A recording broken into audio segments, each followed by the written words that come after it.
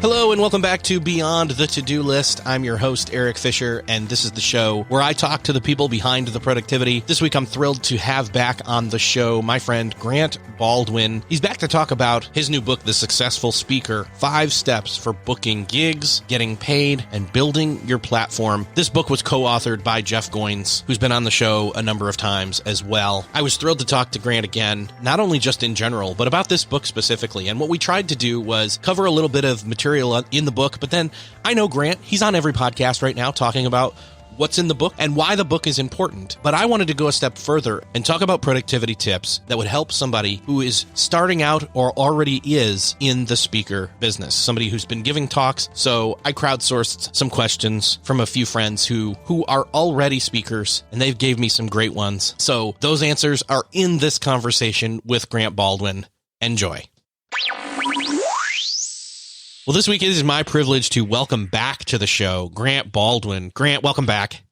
Good to be here. I was trying to think, is this second time? It's the second time. Second? It's okay, all right. been a while. It's been a minute. You know, and I'm gonna, I don't know, I have mixed feelings about bringing this up, but I'm going to because it kind of is the, oh boy. Jeff Goins is the elephant in the room. Oh, Jeff. So, Jeffrey. How many times has he been on? He's probably been on a dozen. He's been on the most of everybody. So of everybody? So, yes, including Michael Hyatt, who I even just recorded a new episode with. So I think maybe they're tied now. I don't know. But okay. So the debate was, do I count this as an appearance for Jeff or not? Oh, no, you don't count that. Jeff's not here. No, I don't. I think you've made the right call there. I think Jeff is going to be tied and he's going to have to come back. So it is. But the reason I bring it up is because you've got this brand new book out there called The Successful Speaker. And on the cover there, it says Grant Baldwin with Jeff Goins. And that's the proper way to pronounce that, by the way.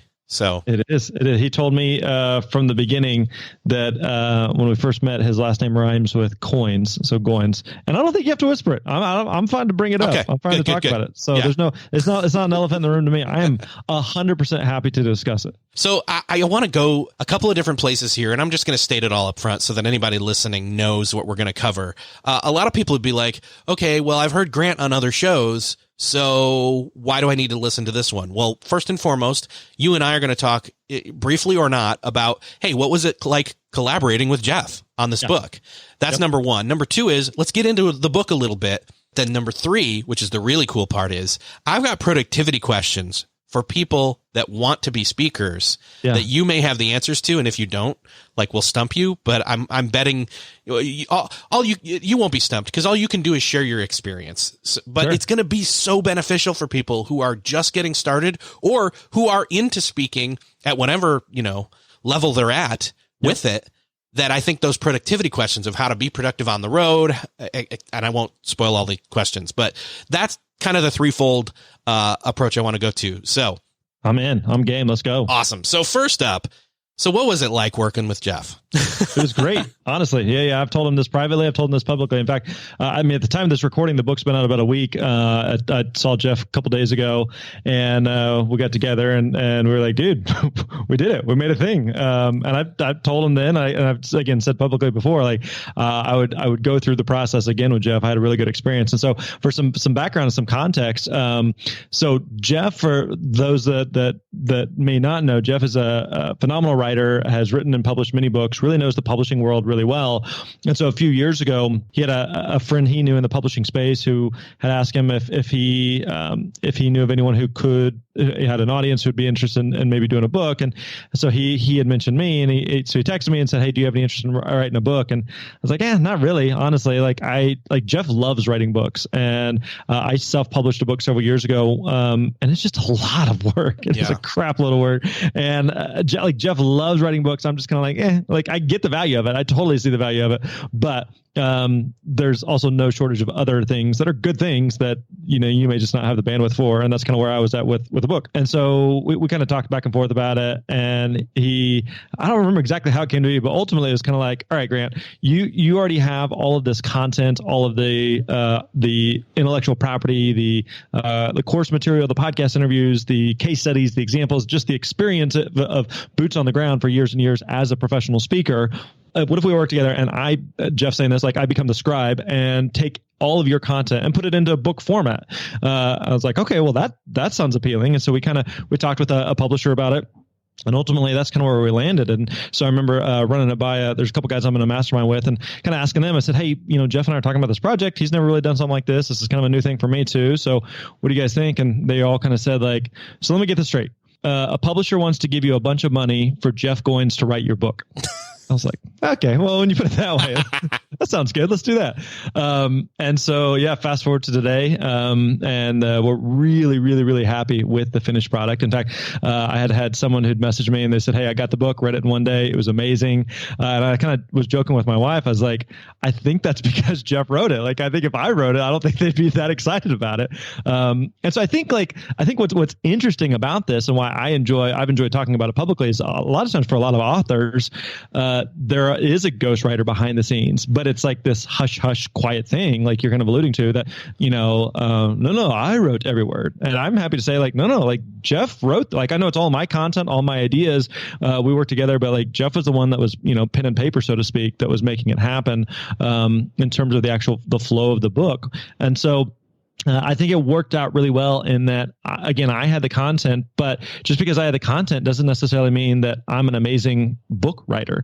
And so it worked really well to partner with someone who was. And so, I've kind of been half joking, half serious saying like Jeff is basically a non-ghostwriter for the project, a named ghostwriter. And so even as we were kind of working on it from the beginning, the publisher said, hey, do you care if we put Jeff's name on the cover? I was like, no, I don't care. That's fine with me. I'm not going to lose any sleep over it. So yeah, I recognize like it's my content, but I definitely view it as a collaborative process. And Jeff was phenomenal to work with. He's like a tangible ghost. He's not. You don't walk through it. He's present in the room, and not in just that I feel his presence in the room. Like no, he's literally there.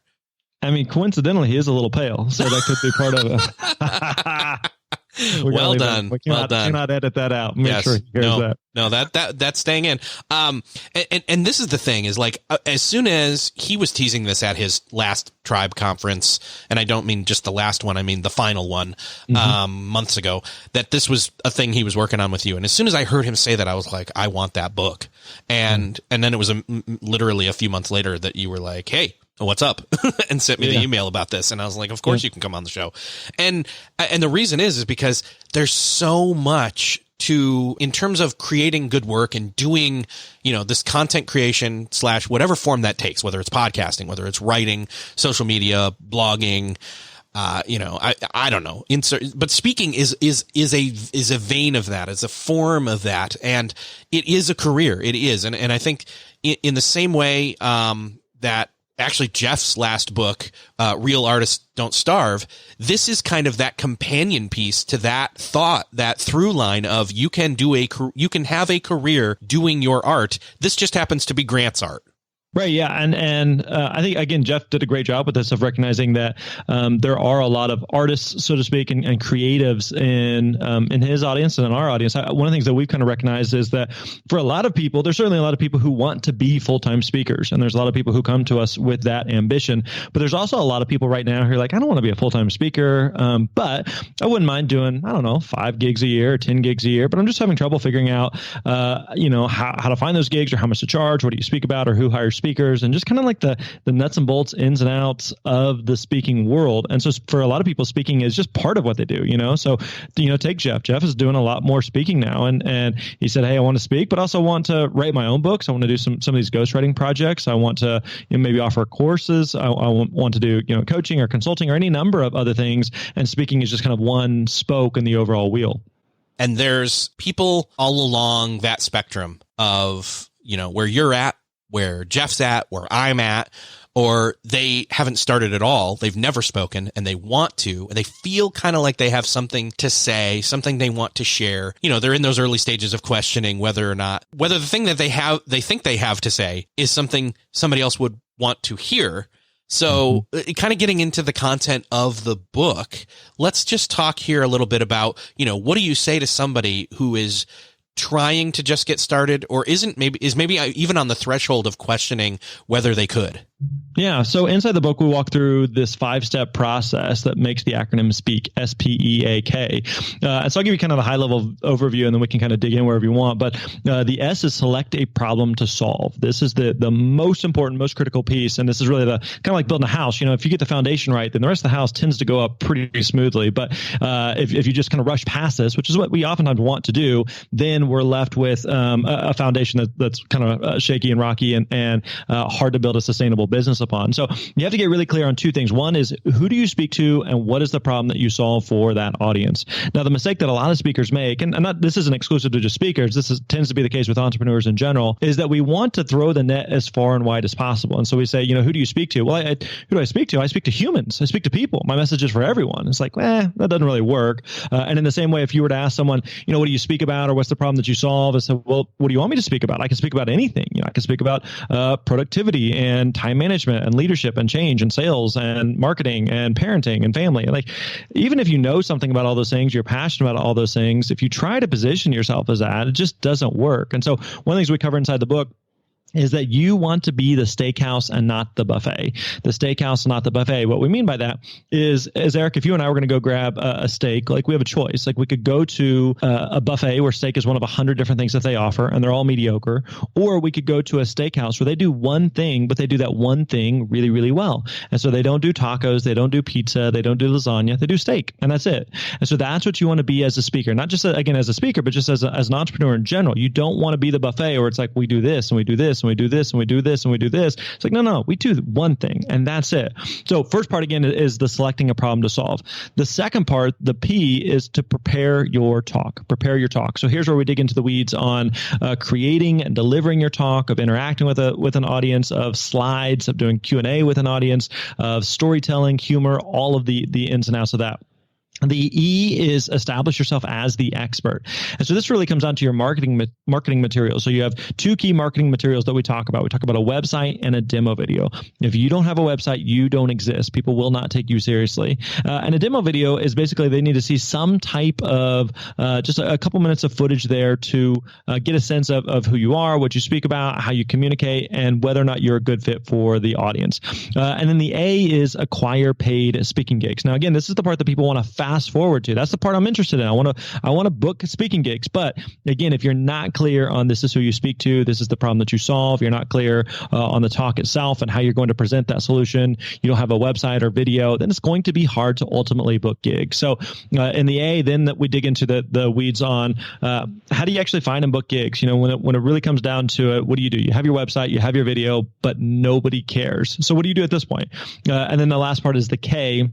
Know when to scale. So like I touched on earlier, there's people who are interested in speaking, who want to speak full time, and other people who want to do it as a piece of the pie of everything else that they may have going on. So yeah, that's the big picture overall of the Speak framework that we cover inside the book. I love it. And again, that's so easy to remember, especially since it's about the word speak or speaking, and it's that acronym. I love that you've done that. And I want to go back to this idea of being you're supposed to be the steak. Is it Zen like that in some way? Sorry, I'm delicious. It's just making me hungry is what it is. Be the steak. I want to be the steak. Not the buffet. And I love that. And I just wonder, is that why some people it's like, well, do you need to pick an industry or a topic? Some people are like, well, what if I just pick one and not the other? Does it matter? How narrowed down, how niche do I need to be? Yeah, so for a lot of people, it's of those two sides of the coin, figuring out who you speak to and figuring out what's the problem that you solve. A lot of people are clear on one but foggy on the other. So for example, someone like yourself may say, "Okay, I'm interested in speaking about time management or productivity. So I know what the topic is, I know what the problem is that I'm trying to solve, but who do I speak to?" Because again, you can make the case that, well, this is important for everybody. Like, this is important for everyone. So how do you start to narrow that down? And so again, it's easy to fall into the trap of, well, I mean, everybody needs this, so I might as well try to speak to everybody about that.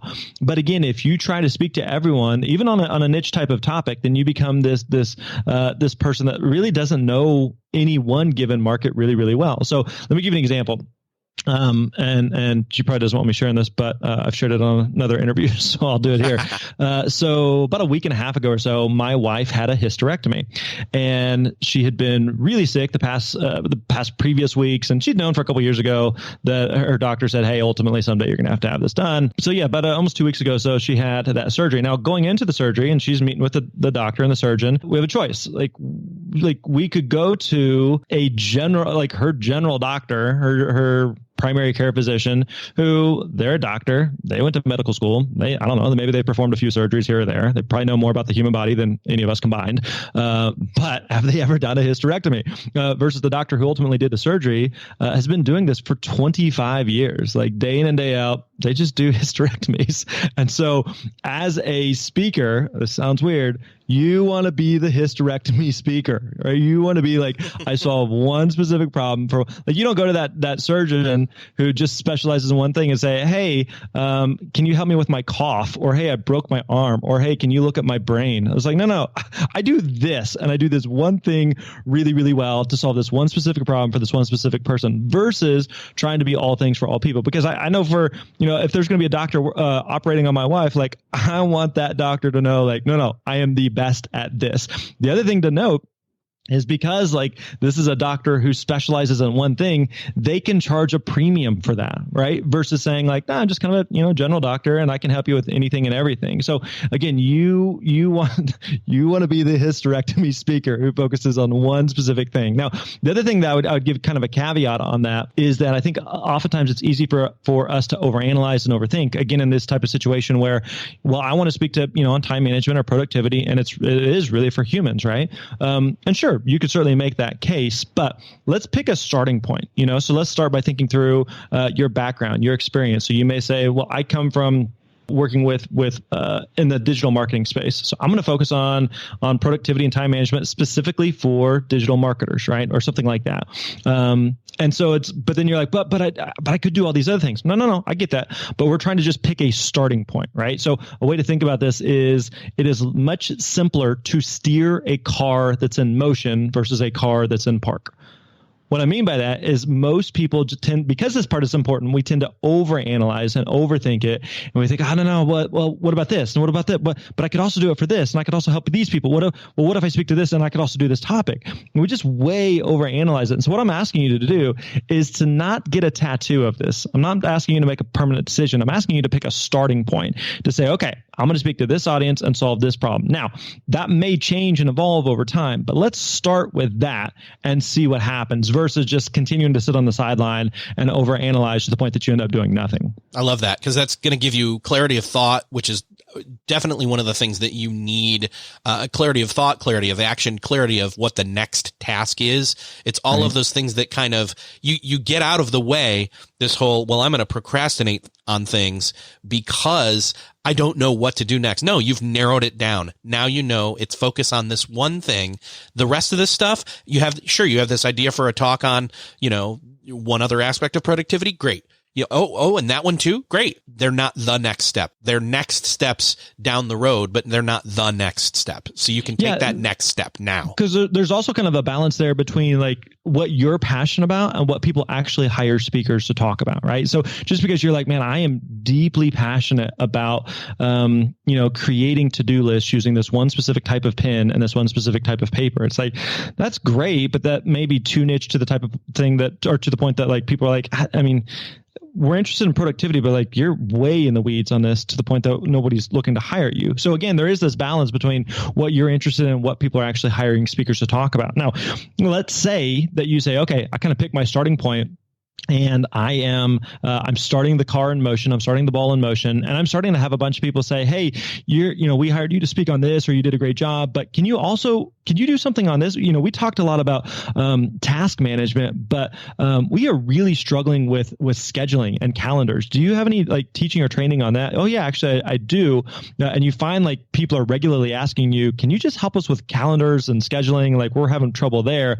Then you absolutely want to pay attention to what the market's saying. Like I started on path A, but I'm getting a lot of people who are asking me about path B. So I'm going to start to kind of pivot and move that way. Again, that's kind of what we're talking about of once you kind of get into it and you get the ball rolling, then you also start to get some of that real-time feedback from people of what they're looking for that you may be able to pivot and kind of adjust to and other things that you could potentially speak on. Well, and going back to the steakhouse or steak versus the buffet, this is an instance where they hook you with the amazing steak that you know this place has the best steak out of anywhere. I wonder what else they do that's amazing. Yeah, and there's absolutely like a caveat to that, again, that you don't want to go too far outside of your core competency. And some of this also depends on what it is that you are trying to accomplish. Let me give you two examples of this, okay? One is you're up in the Indianapolis area, right? That's right. I'm drawing a blank, but there's some bigwig steakhouse up there. Isn't it like St. Elmo's or something? Yeah, it's St. Elmo's. Okay, I've never been there, so I'm completely making this up. But St. Elmo's is supposed to be like one of the top steakhouses in the country. Is that right? Yep. And they've been around forever. Is that fair? Yes. Okay. So there's a movie, St. Elmo's Fire.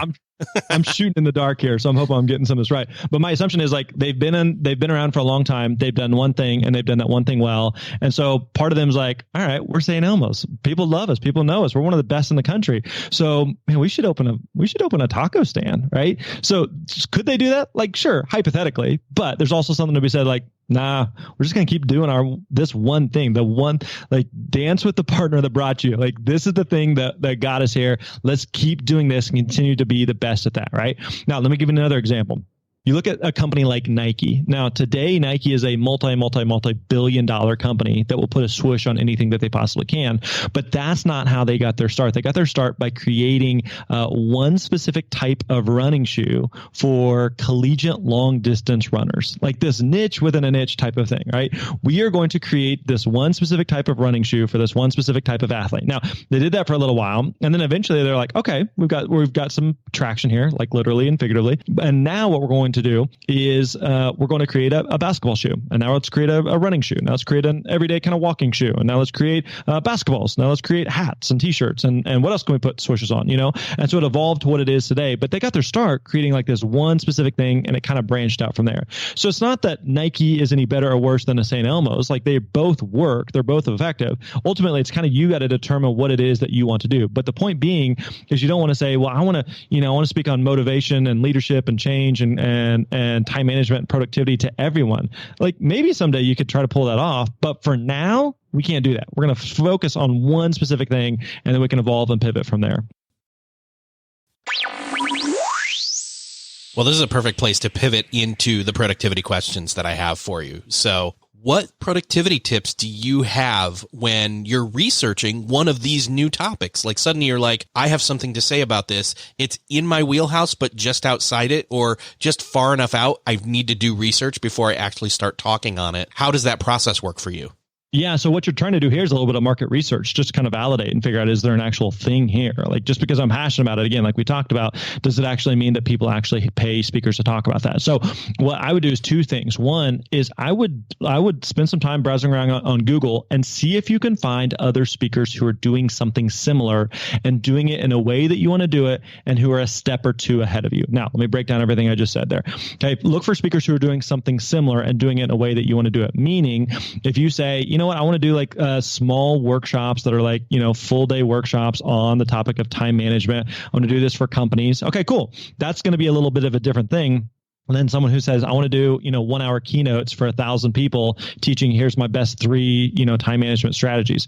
Both are effective. Both work. There's potentially speakers for both of them, but you want to look for, all right, what's the type of thing that I want to do? And then the last part of that is to figure out, again, people who are a step or two ahead of you, versus if you said, okay, I want to speak on, motivation. So, let's see what Tony Robbins is up to. Tony's a motivational speaker. So what events is he speaking at? Like, okay, we're talking about two totally different things there. So look for people who are a step or two ahead of you versus like light years, are actually speakers who are speaking at the types of events that you might be interested in and that you would be a good fit for.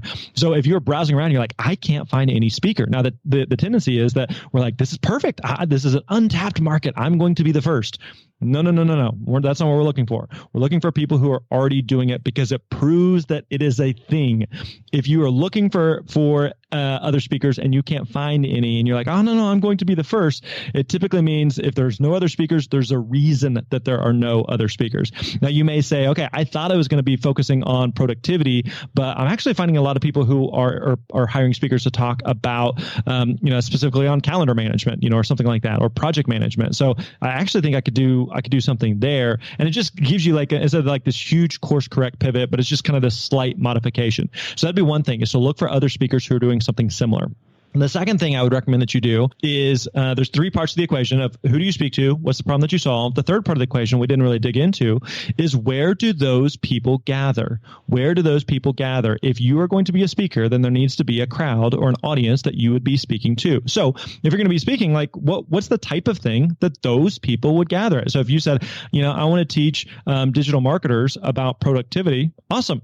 Are there any natural gatherings where those people go to? Are there any conferences or events or associations or groups or trainings or things that they are attending or they're a part of that you would be a good fit for? And again, if you're kind of looking and browsing and you're like, this is perfect, I can't find any. No. If you can't find any, then there may not be any or enough opportunities for you to be able to do this, versus if you're like, man, I can find no shortage of opportunity. This is awesome. That's great. That's really what you're looking for, is other things where you're like, I would actually be a good fit for this. Now, again, you have to have some self-awareness and be realistic, because if you're looking and you're like, oh, this is perfect, there's this big national conference and I'm a brand new speaker just getting started, surely they're going to hire me as a keynote. Probably not. But if you're looking and you're like, no, I could see how I could do, a keynote at this small conference, or here's a workshop at this type of event. And you can kind of see like, here's some actual possible options that I could speak at. That's a good thing. That's what we're looking for. So yeah, it's absolutely worth doing a little bit of market research just to figure out what realistic opportunities exist that you may be a good fit for. Well, speaking of where people gather, if you're somebody who is crafting a new talk, do you do like a stand-up comedian where you go do, quote, a set in front of people? Or do you rehearse by yourself or in front of friends or, nightclubs? I don't know. Like, how do you get started crafting a new talk out of a new topic? Yeah, great question. So there is some element of the of what a stand-up comic does, in that whenever you are creating a talk and you're writing it out on a typing it out on a screen or whatever you may be doing in terms of how you create it. And we dig into this in the book in terms of like, how do you actually create a talk? I have a concept of what I want to speak on. Now what? But whenever you're creating that talk and it's ready, you're like, I think this is ready to go. You are making an educated guess on how you think the audience will respond. I think this is funny. I think this will work. I think this will make sense. I think this will resonate. But you have no clue until you get up in front of an audience. And then once you get up in front of that audience, you get that real-time feedback of, oh, I thought that was meant to be funny and it was not funny at all. Or I didn't intend that to be funny and it was funny. Or that story worked really, really well. Or that story didn't get near the reaction. Or this point that I told, that actually needs to be toward the front. I had it toward the middle, but I need to move that up. And you can kind of like rearrange some of the pieces. So think about it like, again, if we go to St. Elmo's for steak, or we go for whatever their signature dish is there, it's probably their signature dish because they have made it thousands and thousands and thousands of time, and it's just darn near perfect, versus like the first time you're kind of creating, like you're cooking a dish and you're like, I think we need a little bit more salt, or we need a little less salt, or we need a little bit more butter, or we need to cook it a little bit longer, or we cooked it took too long, and you're just kind of like making all these like modifications to get the finished product, and then you're making the tweaks and adjustments. So yeah, you're creating a talk, you're delivering it and doing the best you can, but then you have to make some of those tweaks and adjustments as you go. And so one thing I would recommend is if you are someone who is giving talks on a regular basis, that you're not doing a brand new talk every time you speak, that instead you're creating a talk and you're ideally giving that talk multiple times. And so each time you give it, you are getting that real-time feedback that makes the talk better. So, for example, if you're giving a talk you've given 1,000 times already, you're still looking at it as there's room for improvement. How did this audience react? Was this I should maybe pull that story or that joke. It's a living, breathing thing as a talk. And so it's just that the new one starts off with less feedback and, timing and experience having been put through that process so far. That's exactly right. Yep. That's exactly right. And so there are times, and this is not like not every speaker does this the exact same way. So some speakers say, hey, this is the talk and this is the exact talk I'm going to do, take it or leave it. But most speakers will modify like 10 10 to 15, 20% or so, where they are, if you're speaking on, let's say you're speaking on productivity and time management to digital marketers, and that's the audience you're used to speaking to. And then someone in the audience is like, hey, that was really, really good. Can you come, speak at this college on productivity? Well, you could, and the principles and ideas that you're speaking on may be the same, but you might want to like modify, any of the case studies or the examples or the stories or any of the reference points that you're using to make sure it's relevant to that specific nature and industry that you're speaking to.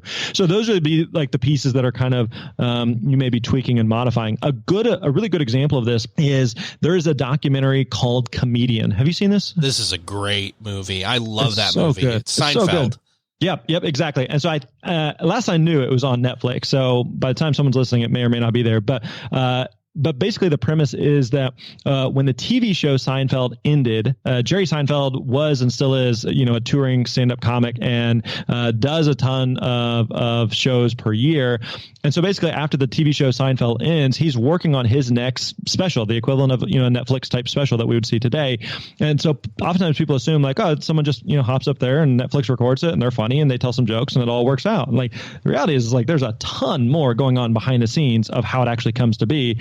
And so after the show ends, he's working on his next special. And so he's kind of going from a little setting to a little club to a little venue, trying material and testing it out. And some of it's working really well. And some of it's like, it's just bombing and it's not funny at all, that it's just not working. But that's kind of how so to speak, how the sausage is made is you're practicing stuff, you're getting the feedback, that worked, that didn't work. And so then it kind of just follows his process and his journey to the point where he does this final stand-up special. But it wasn't, again, like, yeah, I just made up some stuff and scribbled some ideas on a napkin and hopped up there and it all just magically worked out. No.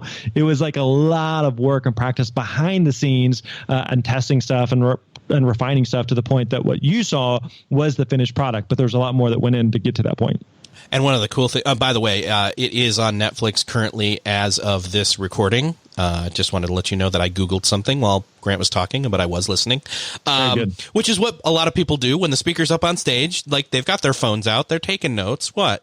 Leave me alone here. But anyway, I wanted to deliver value to the audience, so I looked it up, and yes, it is there. One of the things that I want to note about that specific documentary is it doesn't just follow the expert Jerry Seinfeld. It also follows Arnie, whatever his name is.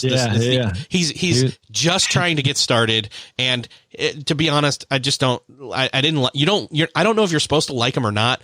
I don't like him as much as watching Seinfeld, but the point here is that it's the comparison and the contrasting between the two of them, where Jerry's the expert and this guy's the newbie, but at the same time they're almost both at the same place, just starting out all over again. And yet Jerry's expertise, or I should say experience, is a definite plus on his column. Yeah. That documentary does not paint that other comedian in a great light. No, not really. I heard an interview recently with another comedian, and they were talking about that, and they said that actually that Orny guy is actually a really good comedian and a really good guy. And they said at the time, I don't know, I don't remember if it was like if the documentary didn't paint him right, or like, he was a bit of a jerk early on and it's matured quite a bit, but nonetheless. Hopefully, getting started out, maybe you are a jerk at first, but then you change it around. But anyways. One of the other things that speaking kind of has in common with, stand-up comedians is this idea of potentially being a road warrior, where you're out on the road doing your thing. And my question to you is I know you do a lot of speaking, but over the years, how is it that you are able to, recharge your energy in between speaking sessions? I mean, how do you structure your schedule to where you're flying in, you do your thing, and then you're out again? But I've seen, your schedule. I've seen John Acuff's schedule, for example. I've seen John Acuff, here locally a couple of times, and he's in and then he's out, or he's on tour with like a conference that he's part of. And there's different ways of doing that. But ultimately the nut of the question is still like in between and, preparing and then coming down from a talk, assuming you're quote, doing your A game and leaving it all out on the field, so to speak, or the stage. How do you balance that energy of being able to perform well? Yeah, that's a great question. So there are a lot of different layers of this. Some of it depends on, just your schedule and how many gigs you're doing. So at my busiest, I would was doing around 70 gigs a year. I remember we met up in Indy years ago when I think I had a gig in the area. And so there were times where it would be going like from city to city to city over the course of a couple of days. And so, as much as you may want to kind of hang out, you may not have an option on that. You may just, you speak and then you head to the airport and you're heading to the next thing. Now, ideally, most event planners don't want a speaker who's just going to fly in, parachute in, do their thing and fly out.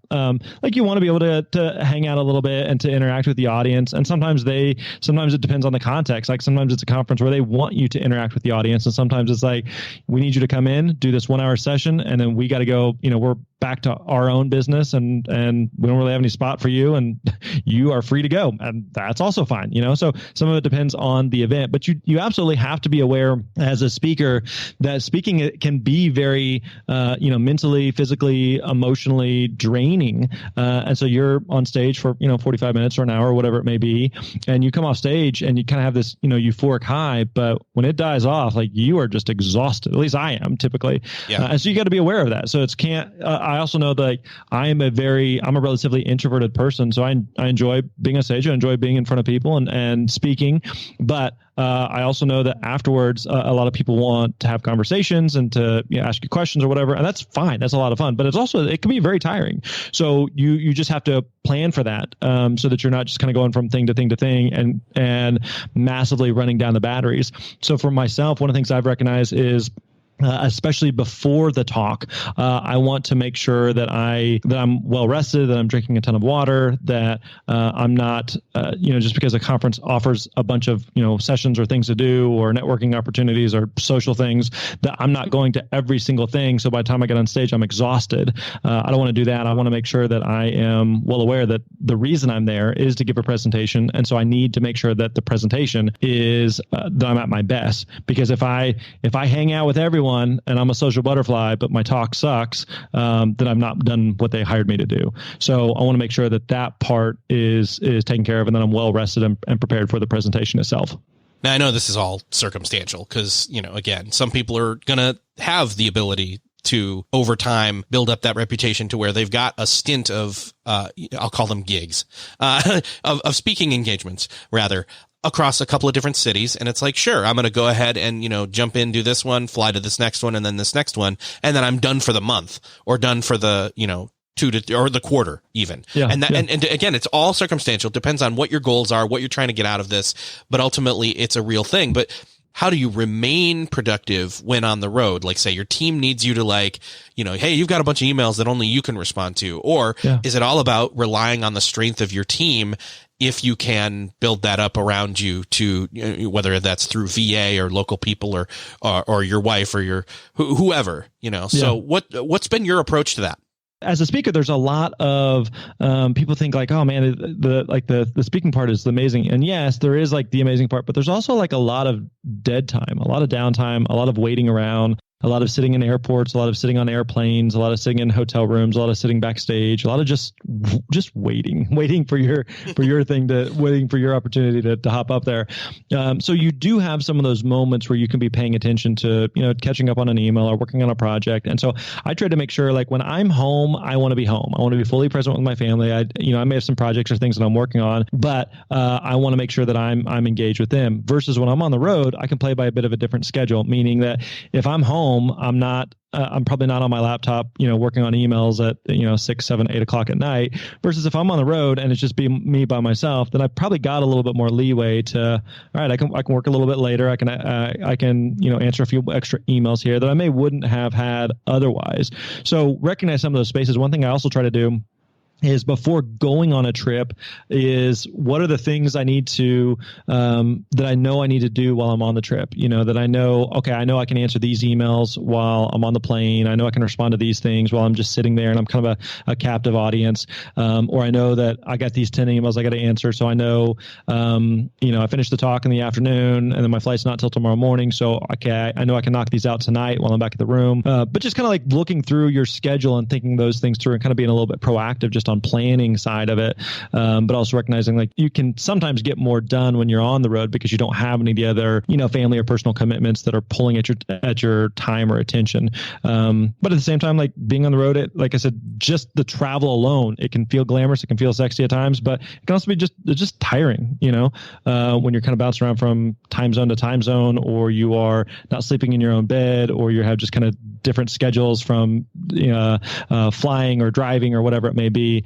It's you can kind of get out of your routine. So I think a lot of it is just kind of thinking through and being aware ahead of time of what you need to do to make sure you're maximizing your time. I've always thought that it's funny that, phones go into airplane mode, and then that's when you don't get disturbed and get more done. For me, I can't get anything done on a plane. It's too cramped. It's too crowded. And I'm just like, please just distract me with a movie while I am flying. That said, I've also been able to burn off nervous energy in all those waiting times by purposely sitting down and again, it's all about being ahead of your schedule and taking a look and obviously being flexible when you have to be, but maybe sitting down and saying, okay, are there any fires? Nope, there's no fires, not by me or not by anyone else who has to, there's nothing needs to be put out.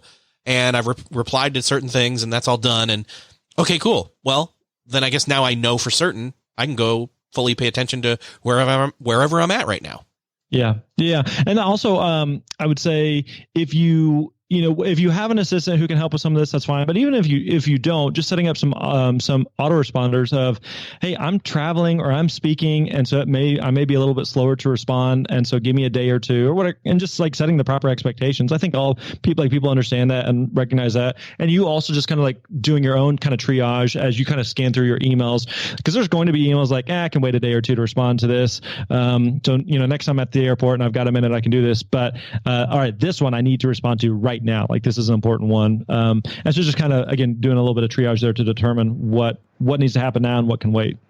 Let's pivot here a little bit. So we're talking about teams. I'd kind of like for maybe you paint your picture of what your team looks like for you. This is, again, not going to be the same for every single person. For a lot of people, it's going to be just them starting off. Like when they start off, like I'm assuming that's how it was for you, but how do you this is a different kind of scaling. How do you start with, it's just you, and then you add people in and you kind of scale and you pick the right people? Yeah, it's a great question. So, I mean, at this point we have about, I think 14 people. They are, a majority of them are contractors to varying degrees. Some of them are, 10 hours a week. Some of them are, 30, 35 hours a week and are probably in that, somewhat of a gray area. And so we probably have cumulative, I guess maybe around 8-ish employees, full-time people. And so I think it's important to note, like for whether you're trying to think through like building a team or, booking speaking gigs, that everyone starts at zero. I think sometimes it's like, well, how do you get to 15 or how do you get to, 70 speaking gigs? Like, but there was a time that was 0 people and 0 gigs. And so you go from 0 to 1. And so don't feel like you look way down the road of hiring a bunch of people or having people do a bunch of things.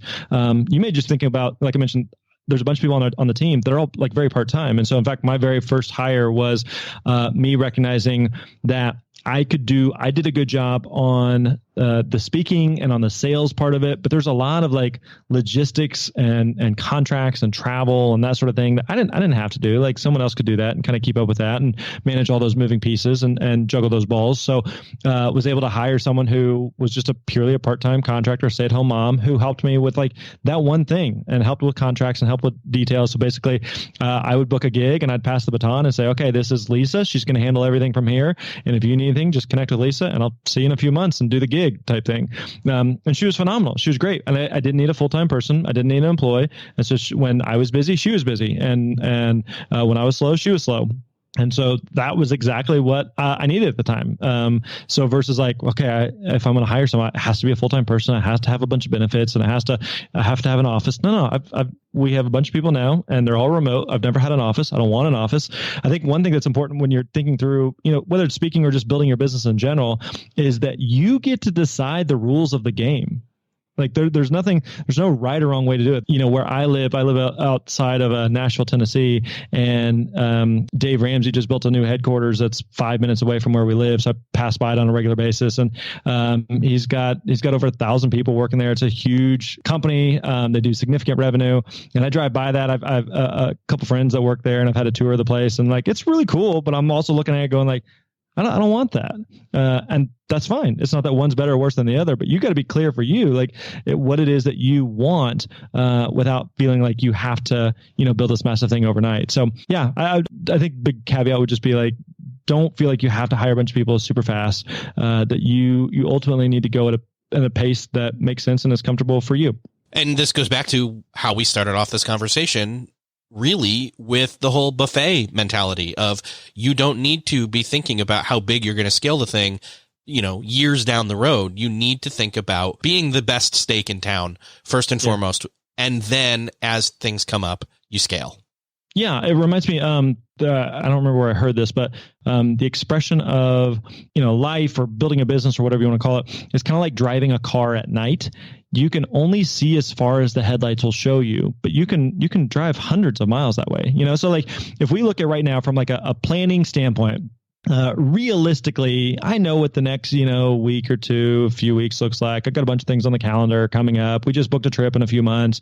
So I can kind of see that, but like, 6 months, a year, couple year, 5 years, 10 years, like, yeah, you can make I have some rough ideas of here's kind of what I'd like life to look like, but man, we have no clue. There's zero clue of what's going to happen between now and then. I can only see as far as the headlights will show me. So whenever it comes to hiring, whenever it comes to building a speaking business, whenever it comes to doing whatever, you can really only see so far in front of you, but you can make the entire drive that way. You don't have to know how the whole thing is going to play out. You don't have to know every single step of the journey to know that, all right, I can only see this, but I'm going to take the next step. Now the lights shine a little bit further. And so now I'm going to take the next logical step versus feeling like, well, I got to see the whole map before I can take any step. No, like you are never going to be able to see the whole map, but you can take the next logical step for you. So I think that the next logical step for anybody listening is to grab a copy of The Successful Speaker. And by the way, I wanted to say this up front, but I'm going to say it now. One of the things that I love is you've got endorsements here from so many of the people that are speakers that I love. Two in particular is Scott Stratton and Jay Baer. And Scott says that like, this is the handbook. Like this is the way to learn how to do not only the craft, but the business of speaking. I think that succinctly delivers on what the promise of the book is that, this is how you're going to create a speaking career. It's just that simple. And I'm so glad that you and Jeff partnered on this. And this is going to be a dog-eared, gone through book in my immediate future for sure. Cool. I appreciate that, man. Yeah, it's we want it to be something that can be a guide and a handbook that people can use for years in the future. So there's going to be sections and chapters that may not be relevant now, but in another couple months, like, all right, I'm interested in booking gigs, and oh dang, now all of a sudden I have a potential opportunity, and they ask me how much I charge, and so now I need to flip to that part of the book and figure that out. Or I got a talk coming up in a couple of weeks, and I'm starting to work on. So should I use slides? Okay, I'm going to flip to that section of the book and go through that. So it's definitely something that you can go through cover to cover, but it's also something you can kind of use as a handbook to refer back to as you build and grow your own speaking business. Grant, is there any special place you'd like to direct people to? I know it's wherever fine books are sold, but like specifically to maybe they're not quite on board yet. They want to learn more about the book beyond this conversation. Where would you like me to send them? Yeah, everyone can go to thespeakerlab.com/book, thespeakerlab.com/book. That's where you can download a couple of free chapters, and we've got a couple of free bonuses there as well if you go through there. But yeah, the book is the Successful Speaker, 5 Steps for Booking Gigs, Getting Paid, Building Your Platform. And book is out everywhere books are sold. Awesome. Grant, thank you so much for being back, and hopefully I'll see you soon in person. Yeah, man, always good to catch up with you.